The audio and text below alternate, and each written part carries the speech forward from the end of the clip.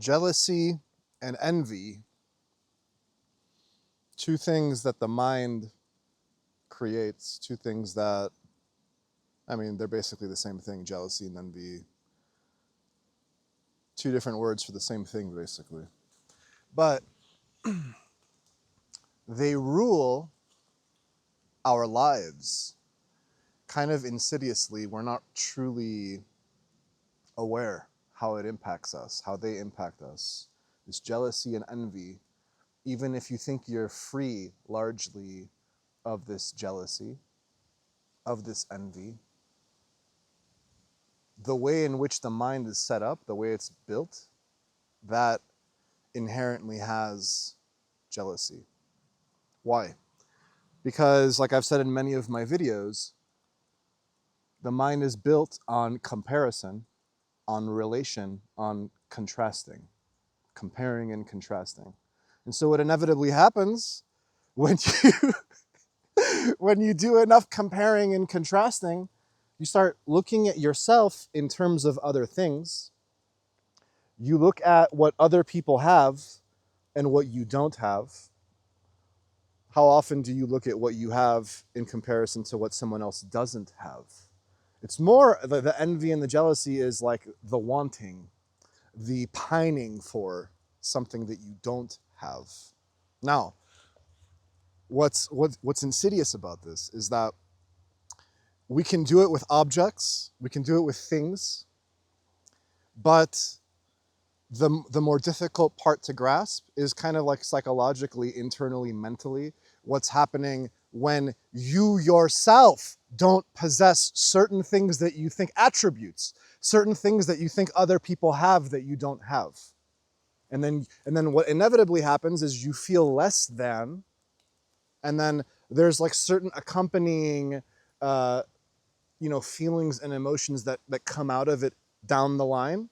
The shame and guilt of not having been someone, not having done something because you just couldn't, because you just didn't have the thing that you thought you needed to have. And all of that is an illusion because you basically already have all of the things that you need to have. And part of realization, part of seeing that is like, wow, how am I provided for? How am I fulfilled without seeking this providing and this fulfillment? Because there's a balance in that. And so what happens today with social media is it's hyper accelerating this envious kind of jealous, archetype, this energy in us, this mental projection that we're doing.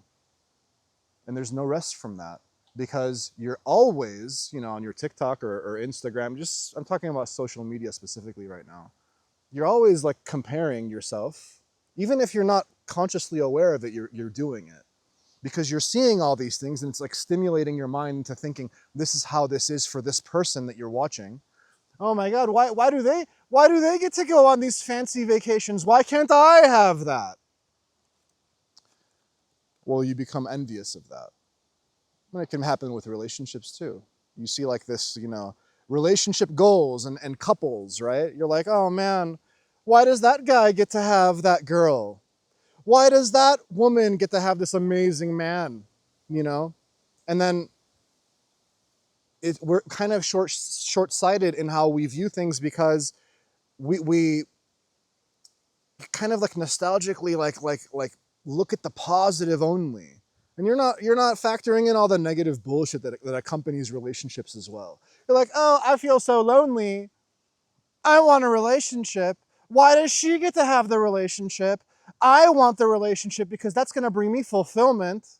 These are all illusory, made up stories that we buy into. Because in that moment, you happen to see them being as happy and you framed it that way. And it's like, it's only happiness when you're in a relationship. It's only happiness when I go on vacation. It's only amazing all the time. And we're chasing the amazing. And then we inevitably feel less than, we feel like shit because they're doing the amazing and I'm not so amazing. Or else I would have that thing that they have that's so amazing.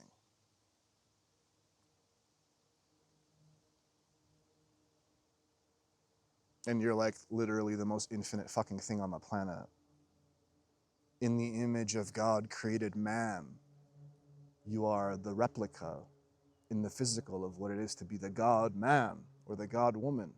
Waiting to understand this shit. Waiting. Are you gonna get it? Are you gonna figure it out? Are you gonna see that all that shit, all that law of attraction, I'm meant to be abundant? All that shit's bullshit. Because you are abundance. Incarnated. You are abundance. Do you get that? So why are you comparing yourself when you already have? Don't you see that you're doing that? When are you going to get sick of that shit? When? When are you going to stop making yourself small and weak? When? Whiny bitch. They have this thing and I don't have it. Oh no. Oh no.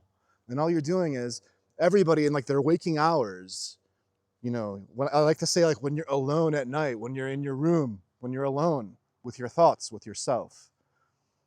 It's always this, I don't have this. Whatever the fuck this is, it can be anything. And that's why we get addicted to shit. Because we're chasing our fulfillment ourselves in these things. So you go on vacation, I found myself. No. You go, backpacking through Europe, I found myself. No.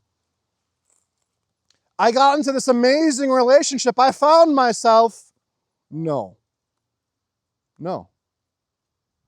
And the illusion lies in you sitting, temporarily feeling like you're fulfilled or have found yourself in an experience, and then inevitably it changes. Why? Because we know life always changes. And all you're doing is sneaking temporary snapshots of fulfillment when your fulfillment was already with you the whole fucking time. And so you're sitting here comparing and contrasting and envious and jealous of shit that you honestly have no right to be jealous of, but you just don't see the fundamental truth behind the very nature of how that shit's working. Because you don't understand what your mind is within you and how it's always built on comparing and contrasting and relating itself, yourself, your mind, your ego through to something else. And it's always going to be better or worse. Always, always. Can't be the same. Can't be the same. Because if it was the same, then I wouldn't be comparing and contrasting to begin with. Right? It's way easier when you're also in a relationship and someone else has the relationship. You're not sitting here like, oh, I'm missing the thing. No, you have the thing. What you're gonna be busy comparing and contrasting is, what are they doing in their relationship that's different than what I'm doing in my relationship? And oh my God, he's such a better partner than my partner is. She's such a better part, and then like, oh, they do this for them. And then, oh, why do you wash my partner washes the dishes and does the vacuuming. And I don't even have to ask them, why doesn't my partner do those things? And yeah, that stuff is basic, man. Like, you're going to do that stuff.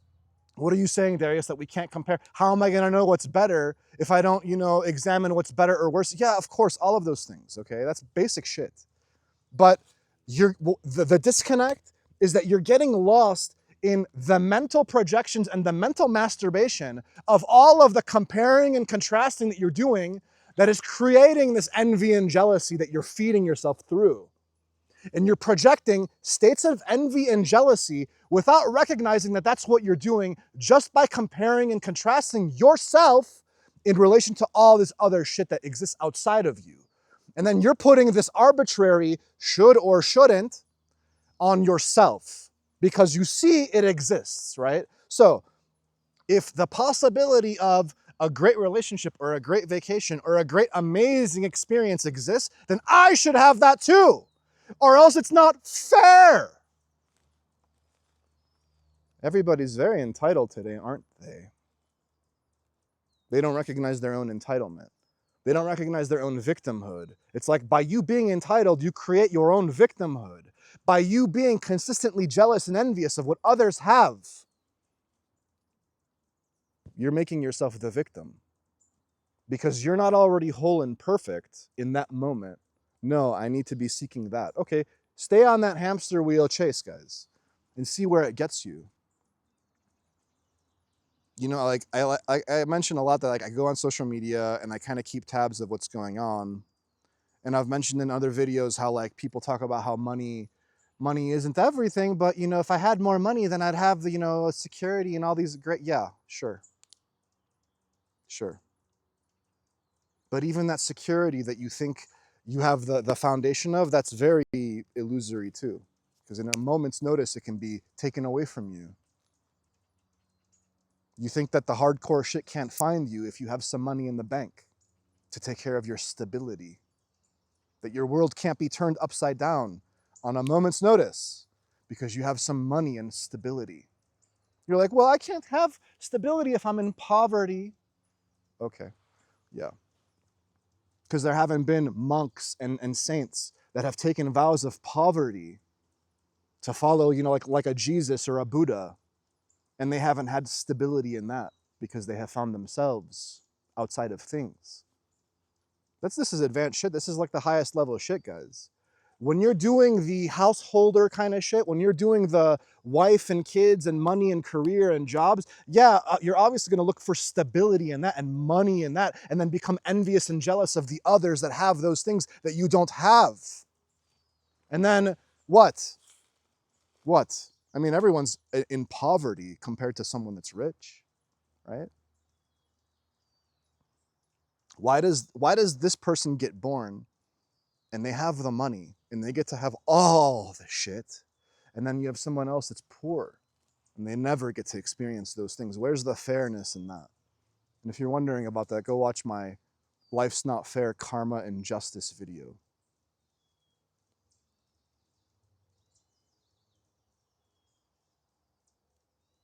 Chasing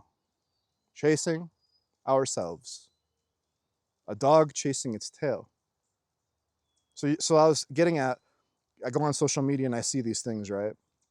And then it's like, we talk about money and experiences, and then like I want the stability, and if I don't have the stability, then I'm gonna compare and basically like kind of, you know, lusting for a state of mental appeasement. Because you're like, I feel okay right now. I feel safe. I feel safe. But you never learned how to be safe within yourself. My whole life, I was unstable and unsafe. I didn't have the things I wanted to have. And I created my own prison, my own hell, framing it that way. And it wasn't until like I actually like saw with clarity, I'm like, whoa, all that mental shit that we do is so fucking insidious and false.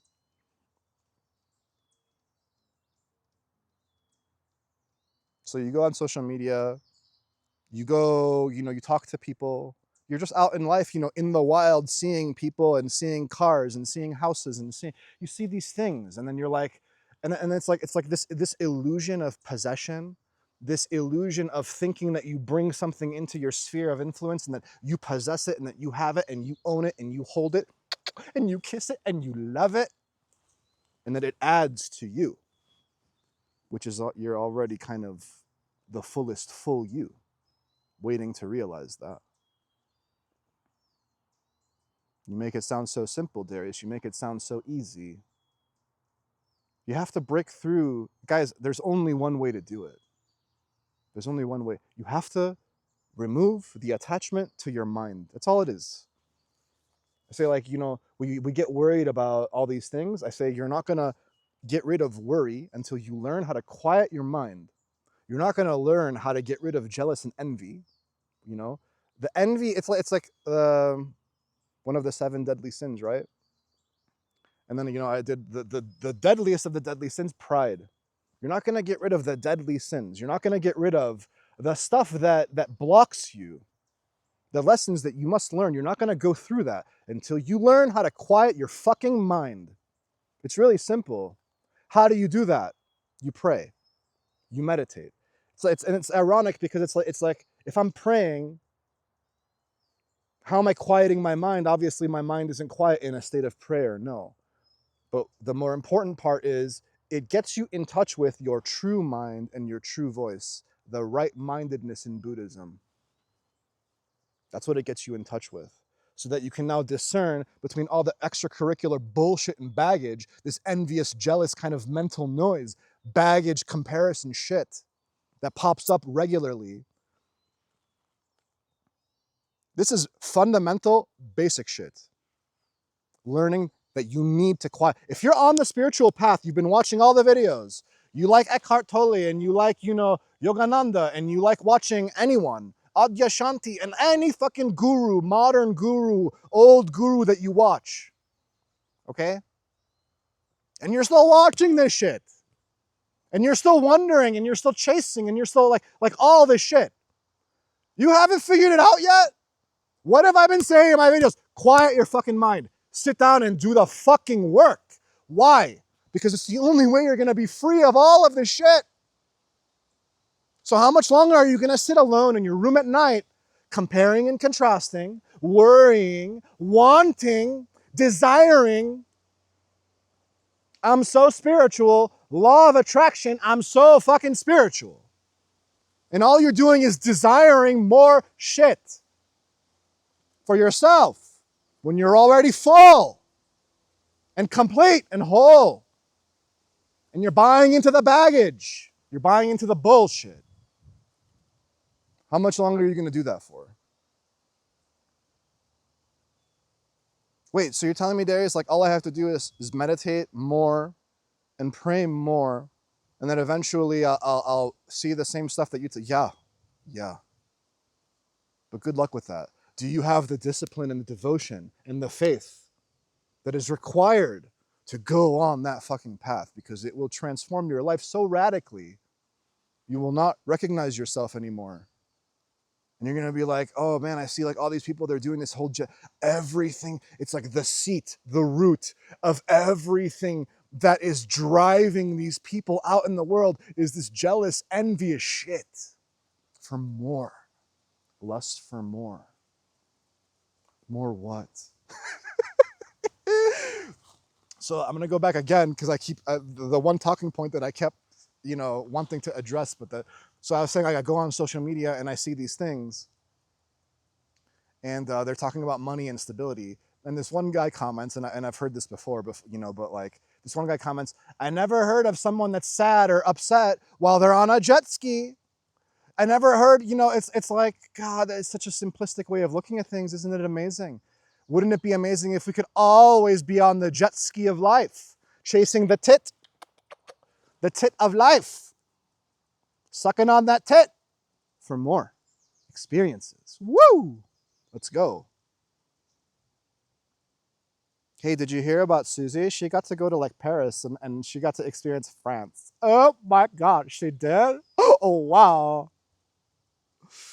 Wow. Why does Susie get to do that and I don't? Why? The great mysteries. You have cast your lot. God has cast his lot on you. You get this, bitch. You get this, and you're gonna like it. I don't like it. I want to go to Paris and be with Susie and hang out with Susie. She looks like fun. Well, yeah, Susie looks like fun when she's having fun. But when she comes home, is she still fun? I hope so. Do you carry the fun around with you wherever you go? Are you the fun? Are you? Are you a good time? Or do you need the external circumstances to make it a good time for you so that now you can improve your mood and now you feel better? I'm always a good fucking time. Even in my stillness, I'm a good time. It's the best time. What do you think bliss is? These yogis that talk about bliss and union. It's like you sit down and you do the meditation and you start unmasking yourself, you start uncovering yourself, and then the more you do that, it's like the fountain of bliss is bubbling up.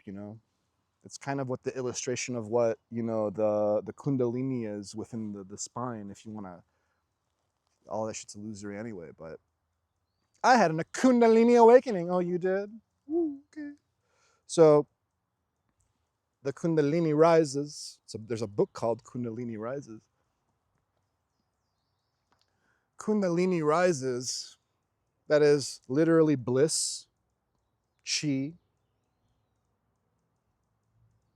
prana, energy, the bubbling of this consciousness, light energy within you, bubbles to the surface.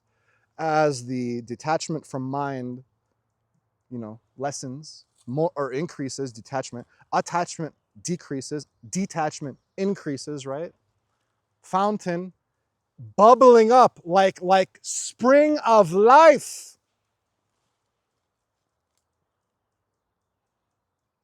That wherever I go, I am it. Do you get that for yourself? Wherever you go, you bring the party. Do you get that? And it's not like, oh, he's so extroverted and fun. No, it doesn't have to be that way. It doesn't. Even in my stillness, even me just casually, I'm like, Jesus says in the Gospel of Thomas, be passersby. That's when I talk about being the spontaneous intuitive, that's what he means. You walk through life, and wherever you are the singular focal point of consciousness as yourself that is blissfully observing.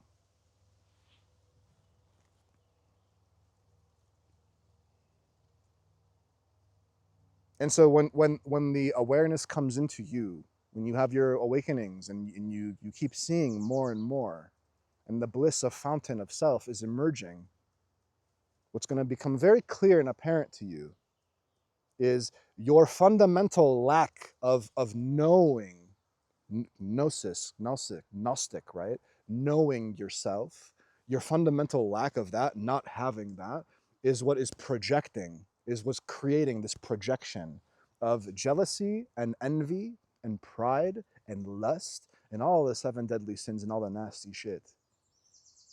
It's the root of sin, your lack of self, which is already with you. It can't, yourself, your soul, your power and light can't be taken away from you. It's literally built into you.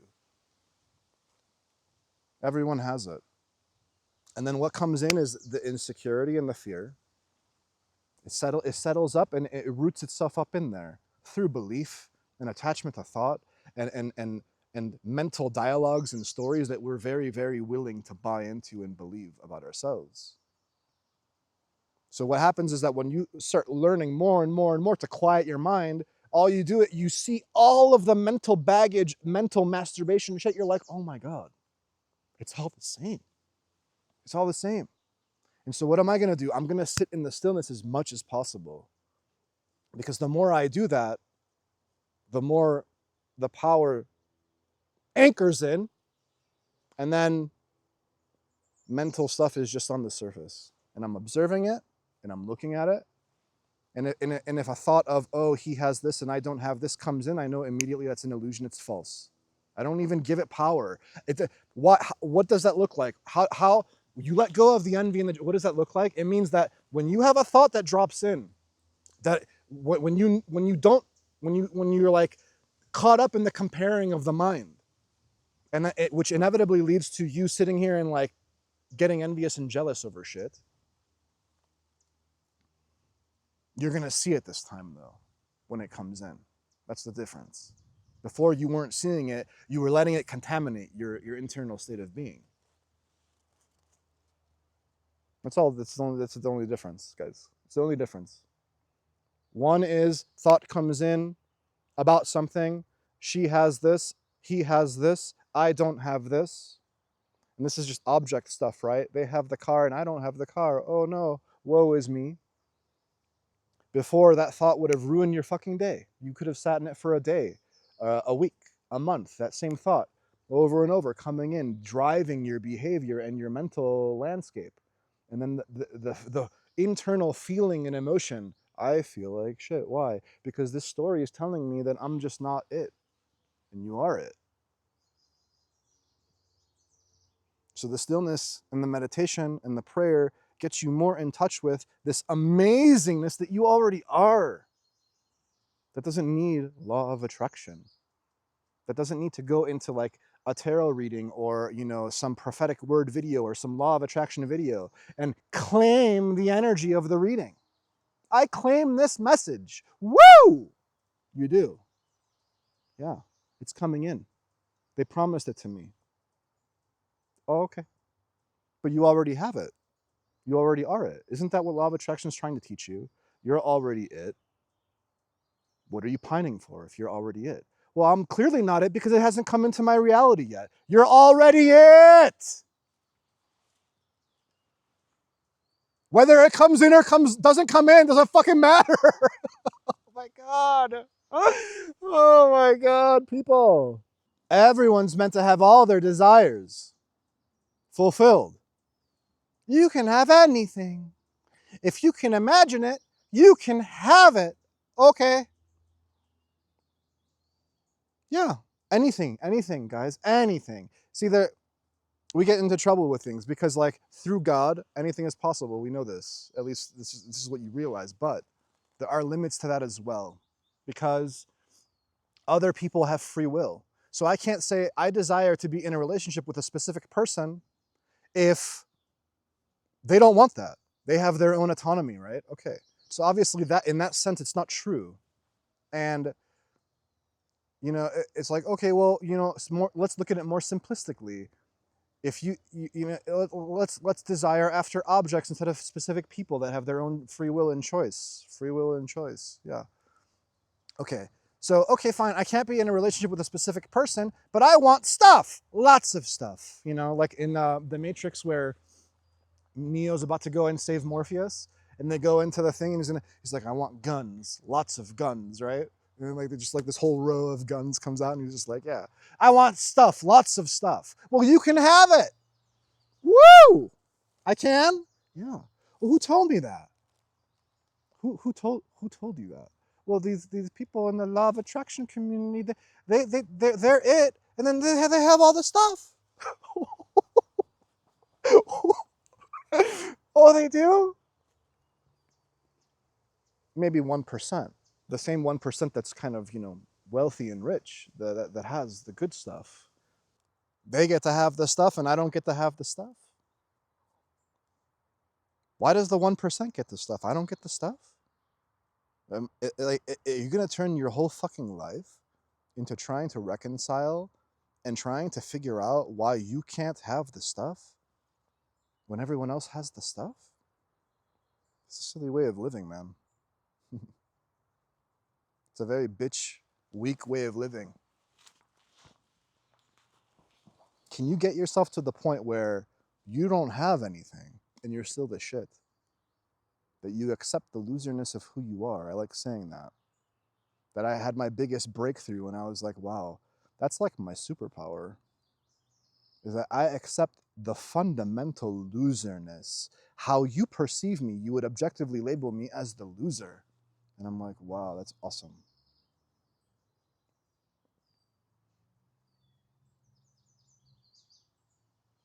You know, you get into a relationship with someone, you're trying to, I don't know, you could say like you're trying to find fulfillment and seeking yourself in a relationship, yeah. But there is also like the opposite end of that where like you look at in a kind of healthy way and you're like, this person comes into my reality and we complement each other and we create a life together, right? A lot of people disillusioned with dating nowadays, how things have turned in to kind of a cesspool of nastiness within social media, trying to go on dating apps, trying to, people creeped out, women and men creeped out by like how you might or might not approach them. I don't want you talking about my body. I don't want you approaching me. I don't want you complimenting me. I don't want you, like everyone's very on edge and kind of defensive today. And men have been creeps towards women for a long time, for generations. So like, yeah, it's inevitable that there's going to be a bounce back effect. But how else is someone going to approach you unless they sincerely try to get to know you, say a few compliments, try and make you feel good in a moment. You think you want somebody to come in and treat you like shit and talk nasty shit about you? Well, don't compliment my body. Okay, but I don't know anything about you. I just saw you on the street. Wow, you have really amazing hair. But don't talk about my hair. You know, it's like, okay. Okay. Like if someone compliments me, I'm like, wow, thank you. Whether they have a motive or some kind of like insidious kind of like nasty motivation behind it, like, I just want to sleep with him, you know. It's like, whatever. I try to take people at face value. Also, I see like, so like I know. I can tell if someone's being genuine and authentic in a moment and they're complimenting me sincerely. The problem is that, like, let's say a woman walking down the street, she gets catcalled constantly. Anyway, what I'm trying to get at is, if you're gonna try and date today, try and meet someone today, the biggest obstacle to you finding fulfillment in that relationship is all the mental baggage of the should and shouldn'ts, the should and shouldn'ts of what your partner should have or shouldn't have. There's an element of trust that comes in within relationship too. I know that if I, like, let's say you buy into this whole twin flame soulmate idea, and everyone, not everyone, but a lot of people have an idea of a twin flame or a soulmate. Someone's going to come in, they're your perfect partner, they compliment you in all the right ways. Yeah, sure. I buy into that delusion a little bit myself. I think that I have some kind of potential soulmate out there too. And that when I meet her, I'll know, and she'll know, and it'll be amazing, right? I like that lens. But it can also be illusory, because every relationship that you've had in your life, that person was your soulmate at that time. They were brought into your reality for whatever lessons you were meant to have. Every person that comes across your path is your soulmate. We are all collectively humanity's soulmates. We're all tied to the one God energy of soulmate. And everybody is just stepping stones and guideposts and karmic lessons and all these things on our path in any given moment. It's moment to moment shit. So if I choose in a moment to interact with someone, that is a soulmate in that moment, okay? If I'm meant to have a relationship and it lasts for 3 months, she was my soulmate for those 3 months. But if you want to talk about soulmate, you know, like redefining it and saying you only have, fine. But everyone has, not everyone, but most people have a mental idea of the things that are acceptable or unacceptable in a partner. Someone else has that thing that you want in a partner, and then now you're jealous and envious of that. They have to have a job, they have to have a career, they have to have money, they have to be educated. These are all good qualities that someone's gonna have. I can't date some bum-ass loser that doesn't have anything.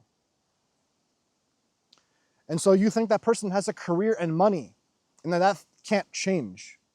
And that you're with that person, and then a dozen years from now, a dozen months from now, a dozen days from now, a dozen hours from now, that person can't lose all that shit that you were also now invested in with them. It's like you thought you were gonna societally and culturally shift your status through another person. Women chasing men for more money and experiences. Men doing the same thing, right? Because there's just like there's sugar daddies, there's sugar mamas, right? And then why do all these other people get to have these amazing relationships where they get to have these people that have the money and they get to elevate themselves through their money and all these things? Like guys, the key to this is to see through that whole fucking charade. Like, it's okay to want to have some more money if you're going to use it for something good, man. But if all you're doing is seeking more experience and more this and more that, and it's all very unfulfilling, man. It's like what bothers me is like, I don't get how people can't see this. I don't like, that's the block. That's the element of blindness. When I say the blind leading the blind, like, It's like you go into like this law of attraction community, this prophetic word community, and all of these people think all of their desires are meant to be fulfilled. It's like the most bizarre shit I've ever encountered in my life.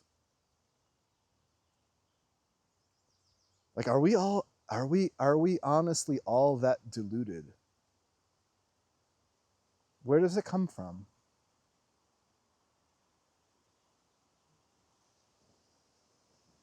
Well, when are you gonna actually sit down and stop the madness, man?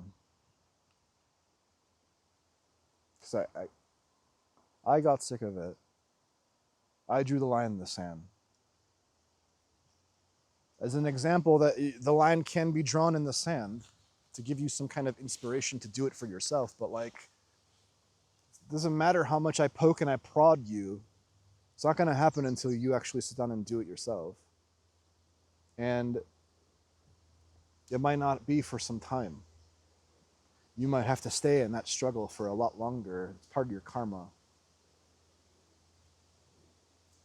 But maybe 5 years from now, it's like I'm planting seeds, right, in you. 5 years from now, the seed sprouts, and you think back on that one video or that one message that you heard that Darius said in a certain way, and it finally sinks in and it settles in, and you're like, oh, I get it.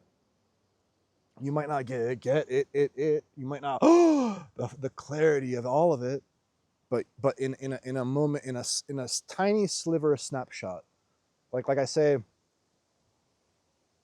it comes in glimpses. These awakenings. It's a faucet leak of God. I said that too. Faucet leak. And one little drop of water from that faucet blows up your fucking life. How you perceive, how you see. And that's all this is. That's all these videos are about, man, is shifting how you perceive. Getting you from mental perception to consciousness perception.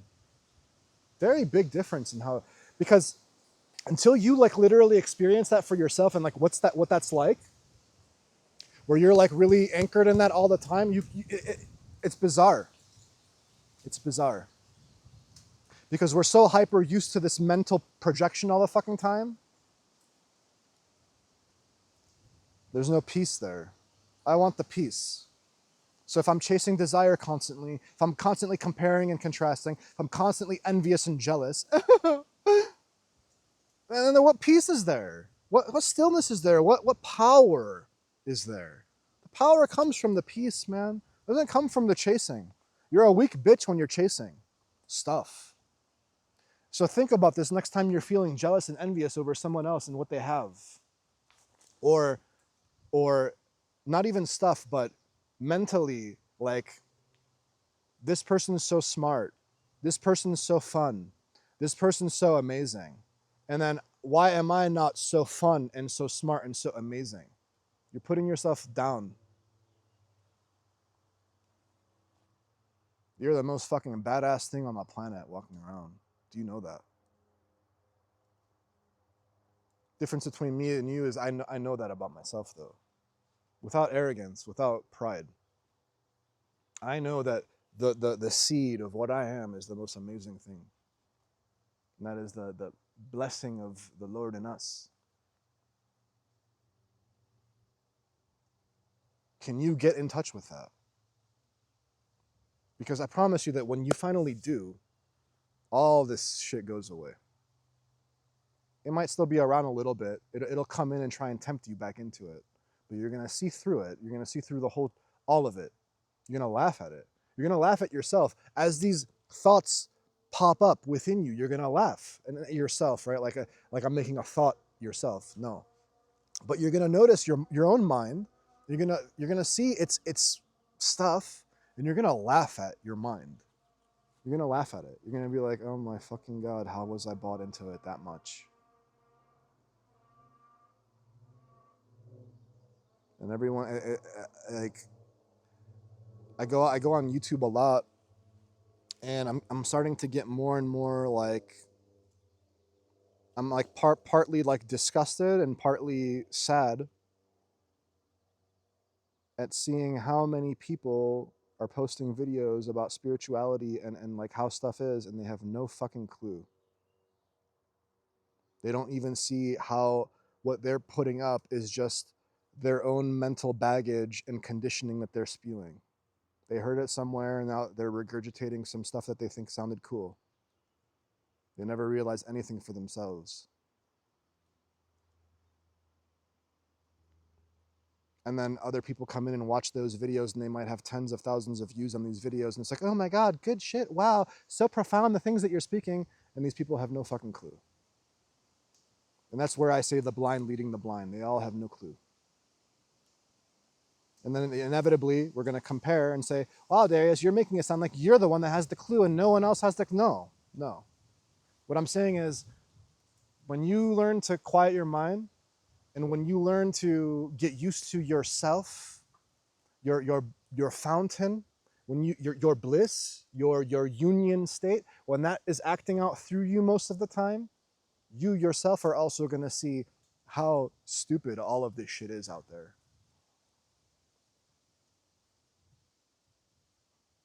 Everyone thinks that they have, it's like we all have this like compulsive need to share our opinions on stuff. So what difference is it?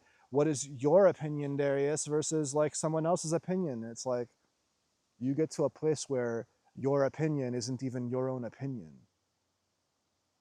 When someone says they're speaking truth, when someone is, I am the truth of God, like that kind of bag, it's fucking insane.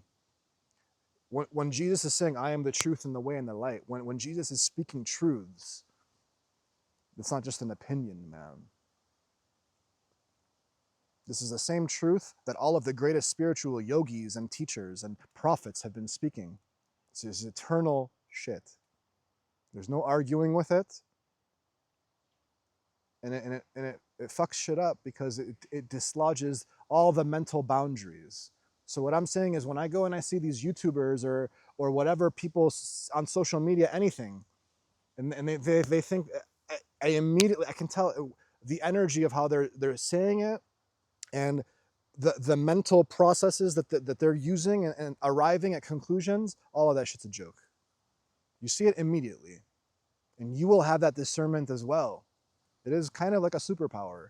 You see through people's bullshit. You see through what is egoic conditioned shit and what is truth and power.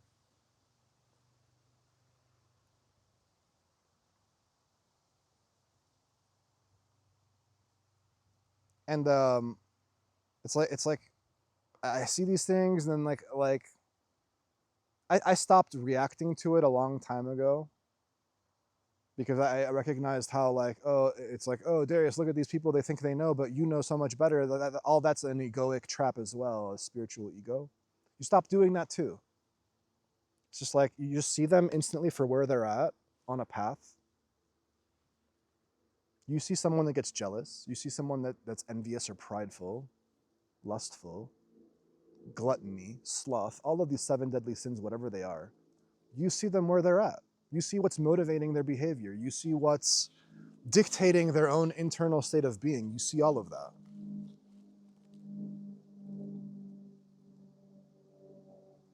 And then we're going to people that,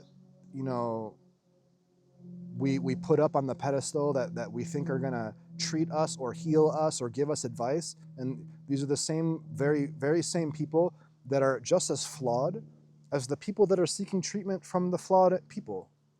So it's like, you think you're going to go to a psychiatrist or a psychologist or some life coach or some spiritual teacher or some charlatan or whatever clown, and you think they're going to give you some kind of advice that's going to treat you. And if their advice isn't stemming from any of the shit that I talk about or any other spiritual teacher talks about, then at its root, it is fundamentally bullshit.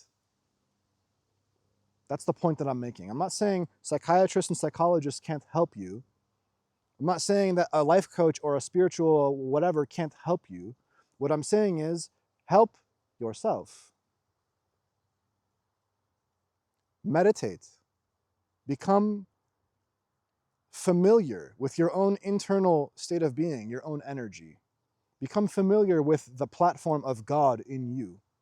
That's what's going to make these things known for you. Not you know, I go to someone and they're like, here, work on these things, and then you go home and then you have like your journal and you're like, I'm working on, oh, what's this, and like, oh, I'm writing down, and oh, I had so, oh wow, yeah, I get it now, and like, I go back to them and then, hey, I had a breakthrough. I realized that like my trauma stemmed from this, and then like, oh woo, now yeah, like guys,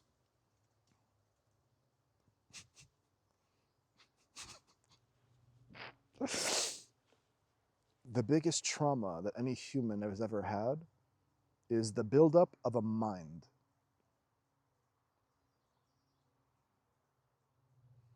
You think that you were molested or raped when you were young. You think that you were an orphan. You think that you got cancer.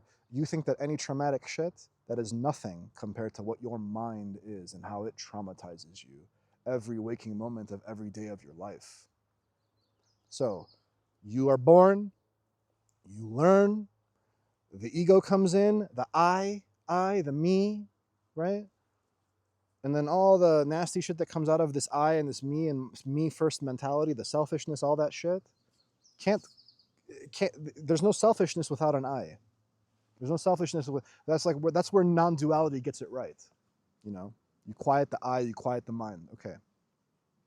You learn the process of conditioning. As you get older, you become the toddler into a young kid, into an adolescent, into you start becoming an adult. Well, now you've inherited all the mental baggage that everyone else has inherited. And all these truth tellers are telling you step outside of your mind, and people don't really know how to do that. And you think you're going to do somatic cleanses and aura cleansing and ASMR, Reiki, and fucking 999 hertz meditations. And, I'm going to sit down and do this and this. What's the newest trend? The newest trend, you need to learn how to treat your nervous system. Guys, quiet and settle down, settle your nervous system. That's the new terminology. If you go on YouTube and you seek any kind of shit associated with any of the stuff that I just mentioned, the meditations and all that stuff, you are inevitably going to find quieting and settling and healing your nervous system. Everyone all of a sudden is a neurologist. Everyone all of a sudden, because they hear in psychology and neurology these scientific terms, like I've said, now it's all about healing your nervous system, guys. Okay. So, and then now you think that that's what it is. So now you have a new mental label that you've attached to, and I can't do the meditation and prayer, but I like this nervous system shit and healing my nervous system. And I like this 888 hertz sound waves. That's going to heal me. No. This nervous system stuff, it's just meditation, guys.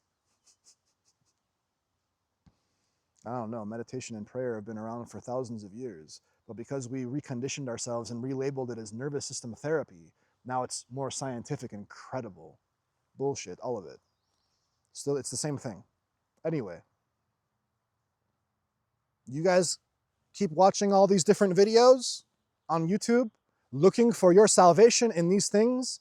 If I do enough meditations online, if I do enough ASMR Reiki, if I do enough crystal therapy, if I do enough chakra cleansing, if I do enough any of the shit that you see in this woo-woo spiritual community, it is getting you further and further away from you.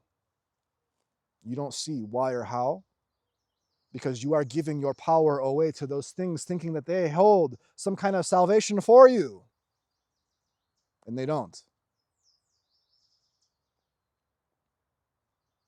Your only salvation, and this is part of like the inherent kind of scary aspect of it, where it's gonna fuck with you.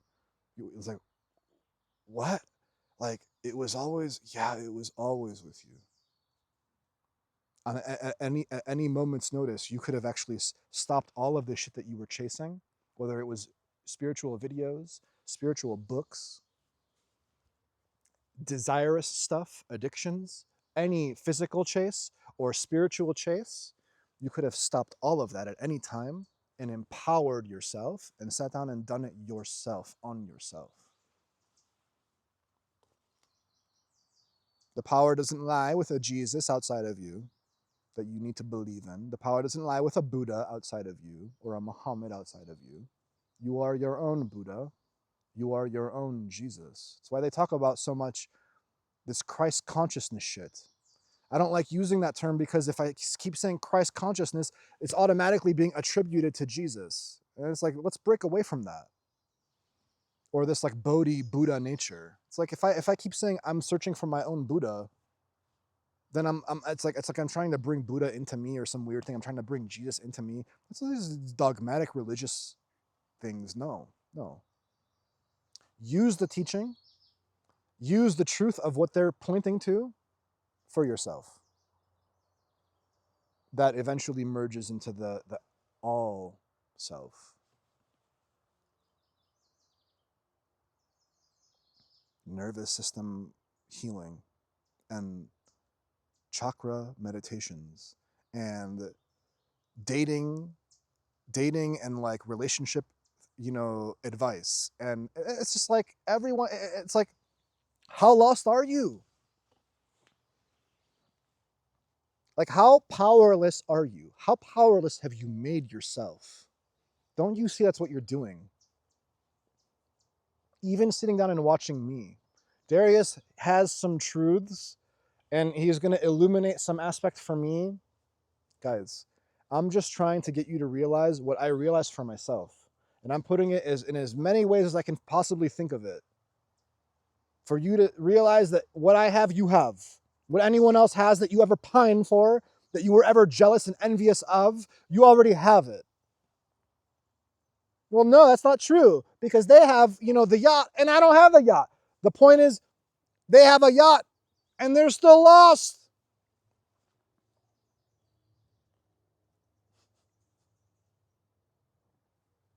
Can you see that? Can you see that? So no one, I'm on the jet ski of life. Can you see how lost that person is on the jet ski of life? Can you see that? That in that moment, ooh, I'm so fucking excited and happy that I'm on the jet ski.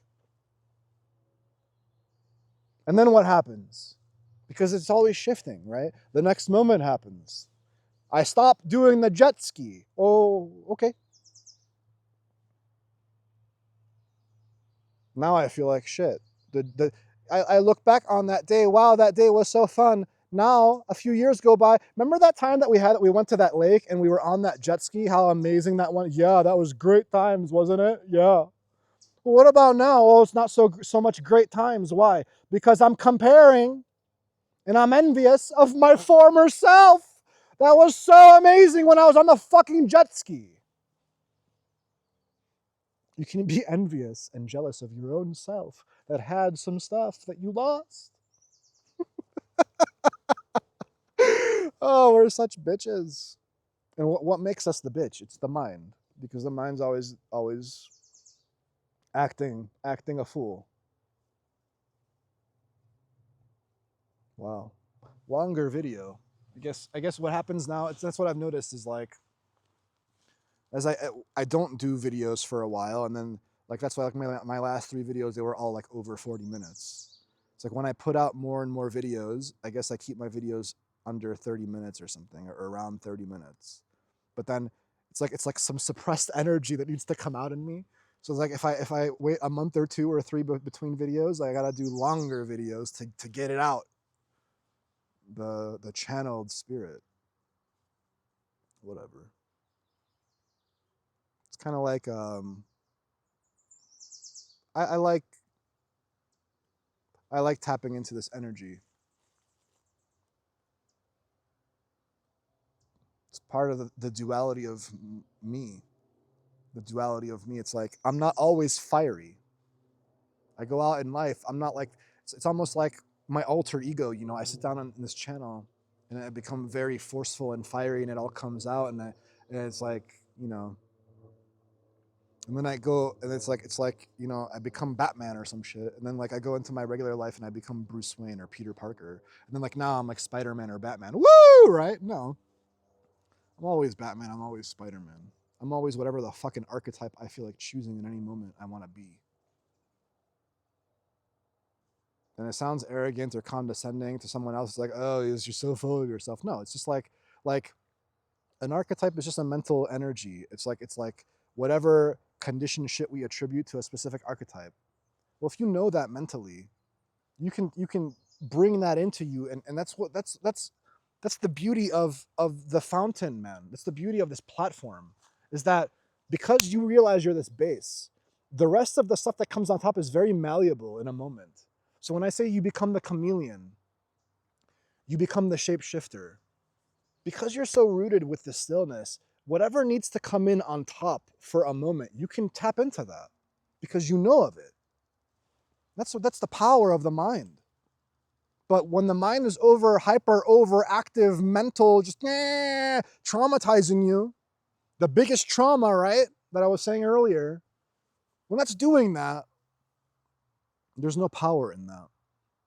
There's no concentration, no focus. There's no directness.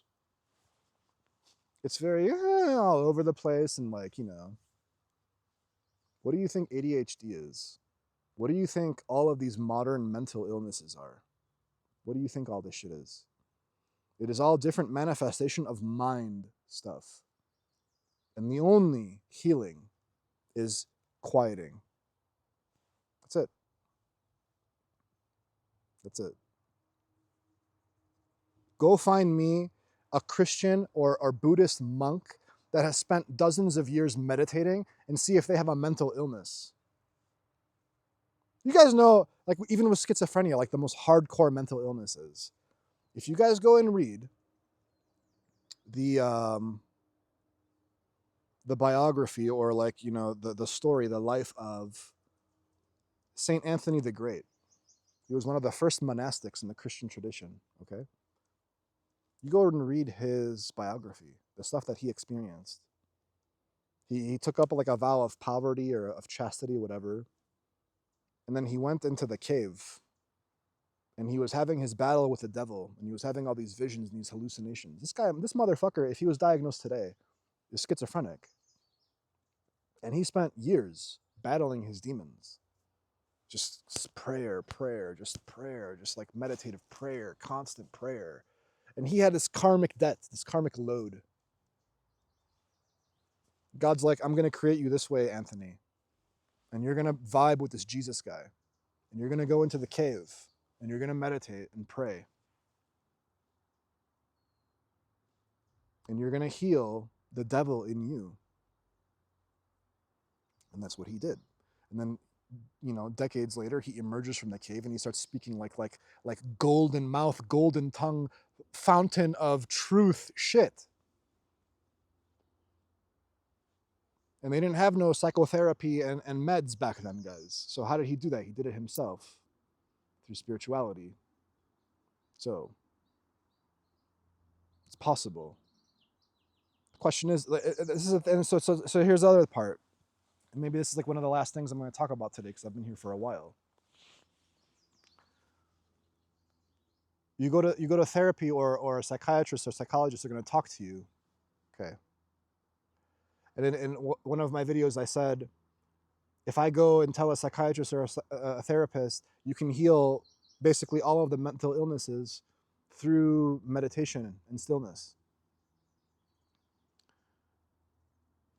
This is the disconnect, is how is the psychiatrist or psychologist going to get the patient to buy in and sit down and do the meditation and the prayer? This is why it's difficult, and it's not an envious job that a psychiatrist or psychologist has.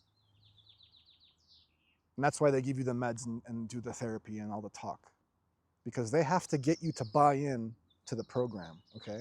Well, my getting you to buy into the program is all the videos I put up trying to convince you that your freedom and your power and your truth lies on the other side of you sitting and dedicating, devoting, having faith and stillness to yourself and the one.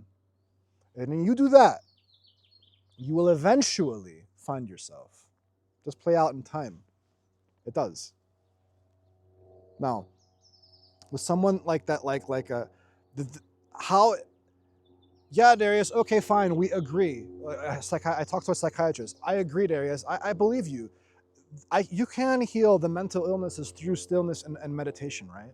Well, how are you going to get the fucking person that's mentally ill to actually sit down and do the meditation? That's the hard part.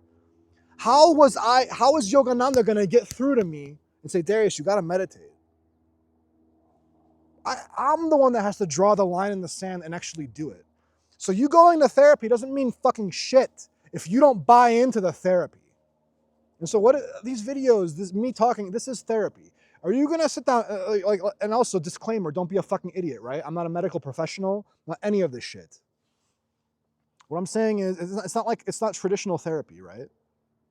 This is gonna be an augment. But if let's say you're mentally ill, you have any kind of mental illness, you have ADHD, for example, right?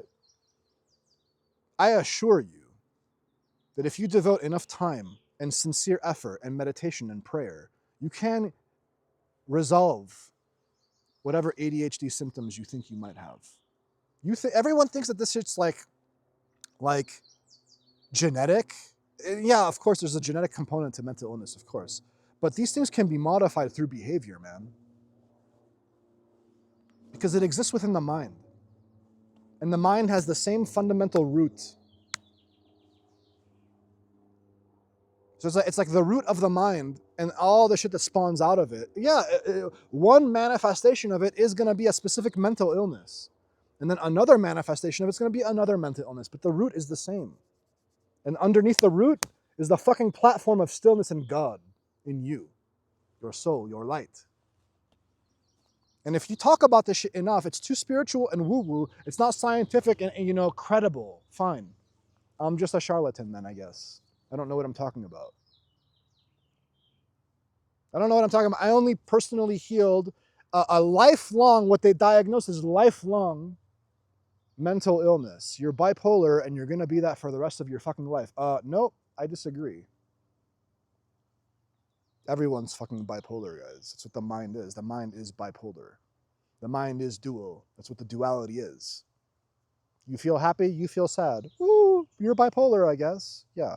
All bipolar is just extremes of mood. Okay, fine. You can heal that in you. Most of these people that are bipolar, most of the people that have extreme manias, they are having profound awakenings, but they just don't know that. Or they do know that, but they just don't know how to quiet their mind. They haven't gotten to the point where they recognize that the root of all of it is the mind.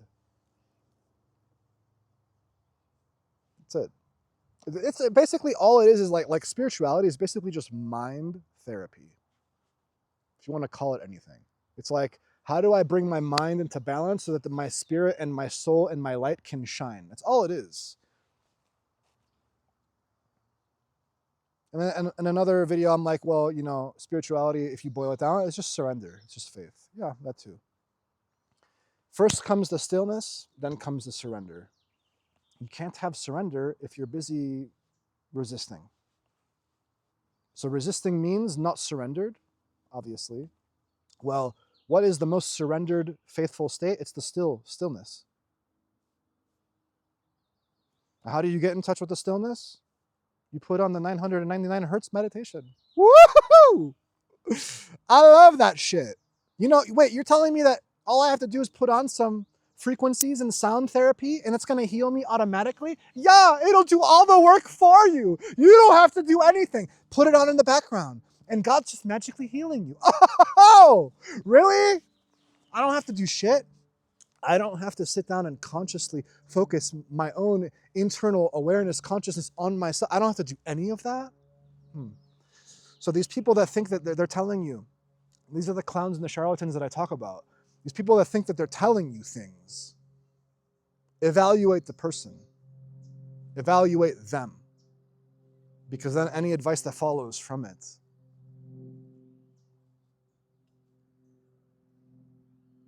It's like I'm going to listen to someone like, you need to cleanse your chakras and you need to turn on the 99 hertz meditation and you need to, nervous system shit. And then these people themselves have no personal realization of any stillness within them. So what do you think you're temporarily addressing some symptomatic shit? You put on the nice sound music, 33 hertz meditation, and for those moments that you're listening to it, you feel good. Okay, good. Well, sooner or later, you got to get up from listening to that video, don't you? Yeah. Okay. Well, two things happen. One of two things. You go and you get up, and you're like, oh, I don't feel so good anymore because I'm not doing this 333 hertz meditation. And the sound, I don't feel so good. Okay. I better get back to that. I better get back to it. Okay, I'm going to pop my ass in the chair again. I'm going to listen more. Okay. Still not it. I don't know. Am I fully healed yet? I don't know. Have I gone? No, because you're not consciously doing it yourself. No external tool is ever going to save you. Do you guys get that? The other thing that happens is you try it out and then you realize it. You're like, oh man, that wasn't it. I felt a little bit better, but then once I stopped it, I didn't feel so much better. I immediately recognized how silly it is. And you're like, well, what's the difference between me sitting in meditation for myself or having because it's for yourself. And it can be done anywhere. I don't need to have a phone or some media music playing on in the background like a little bitch. I don't need that. I don't need to have you know how like you go to these saunas and these like personal retreats and you cultivate the most perfect serene experience, candles and aromatherapy and I'm gonna put some heated rocks on you and I'm gonna cleanse your chakras and woo and I'm gonna massage you. You're gonna feel really, really good. Yeah, for a little bit. Man, I really needed that reset. Ooh, I just feel so rejuvenated. Don't you want the permanent rejuvenation? Don't you want to wake up in the morning and not feel like shit every day of your life? Don't you want to have the amazing, not like I'm going to use this term, but it's illusory, lust for life? Don't you want the lust for life that is outside of lust?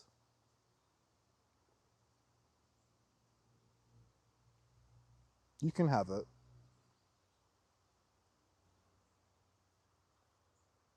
Anyway, I don't know when I'm going to do another video, so blessings to you. If you've made it through however long this video was, hopefully you got something out of it.